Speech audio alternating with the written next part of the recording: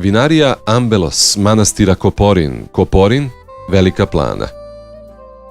Naziv vinarija Ambelos zapravo krije lepu simboliku. Na grčkom jeziku ova reč znači vinograd, odnosno vinova loza koja služi da bi se proizvelo vino. To vino se prinosi Bogu kao dar prirode i osvećuje se na svetoj liturgiji, gde se pretvara u krv Gospodnju. Vinograd i vinarija su deo manastira Koporin Braničevske eparhije.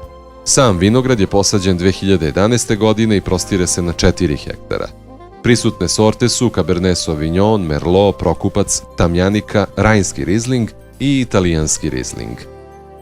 Još jedan vinograd posađen je 2017. godine i na površini od 2 hektara prisutne su sorte Cabernet Franc, Tamjanika i Pinot Noir.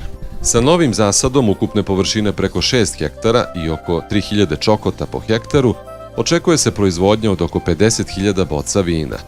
Prilikom proizvodnje ovih vina poštuje se mnogovekovna manastirska tradicija.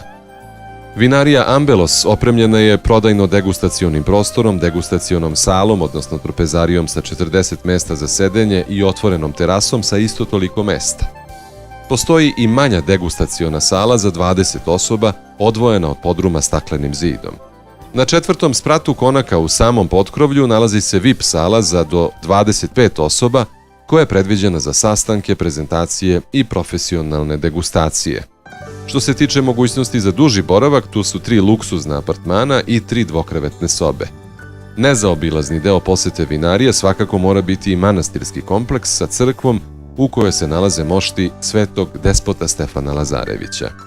Ovaj video je kreiran uz financijsku pomoć SDC. Sadržaj ovog video materijala je odgovornost implementacionog partnera Centar vinske kulture i ne odražava stavove SDC.